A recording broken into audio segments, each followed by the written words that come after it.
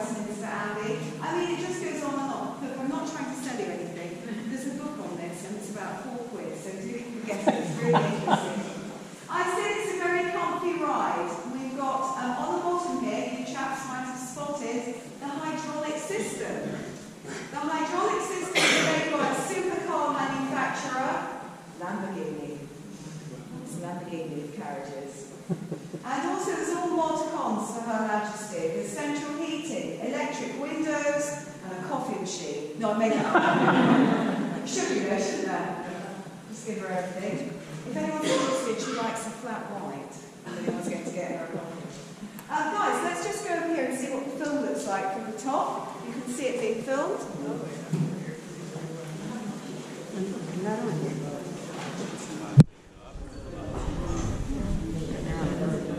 And when you come here, you can really see what I mean by postilion. Here we go.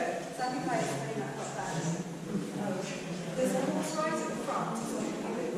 There's a horse right at the front that looks very dark. It's actually grey. There. So I told you they start their lives every year dark. That means that horse is very young.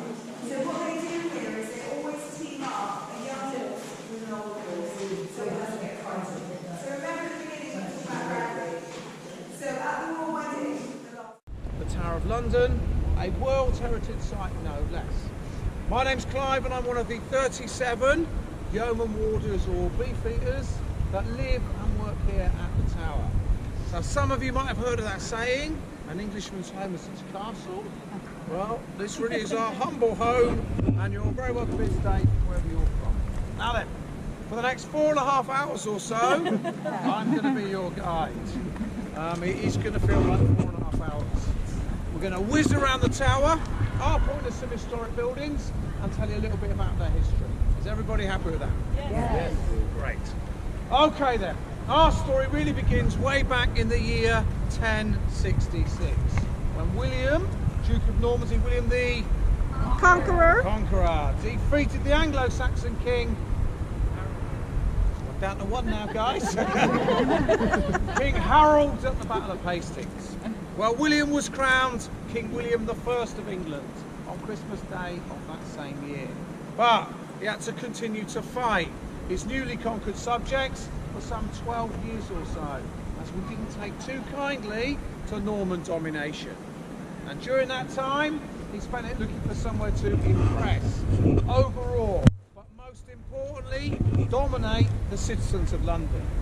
So, he chose a site, a tactical site, just inside the eastern city wall of London, where once an old Roman fort stood. It was from here, in the year 1078, that he would authorise the building of his first royal palace and fortress in England.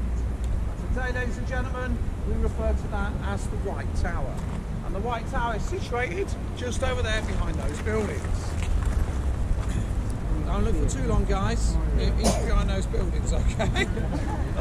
But we're going to get a much better view of it once we move inside the fortress.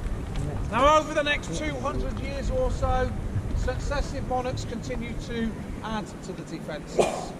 The inner ballium, or defensive wall, containing 13 smaller towers, was completed in around 1220. This outer wall here was built in 1280, and that contained a further 6 towers, all of which face south to defend against attacks coming from up the river. Now, another part of our defensive system here at the Tower, ladies and gentlemen, was of course this moat or ditch, which used to be filled with water. It was dug during the time of King Edward I. It's 120 feet wide, and when fully excavated was 15 feet deeper than you see it today. And it was designed to use the tidal flow of the River Thames. So, twice a day the river would flow into and around the moat to keep it clean, picking up all the rubbish, excrement, food, animal carcasses, naughty kids, and anything else that would find itself in this moat. And this moat really was quite dirty, ladies and gentlemen. The tower toilets, well, they all used to empty straight into it. There was probably about 2,500 people living in and around the tower during those times. All of them adding to the contents of this moat at least once a day. But that was almost insignificant in a way, because so were the wide drains of Shoreditch, Houndsditch and the City of London were also joining this moat.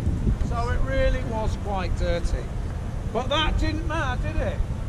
Twice a day, in comes the river, picks it all up, takes it out to sea, and then dumps it somewhere on the coast of France. A perfect piece of military engineering, I think we would all agree.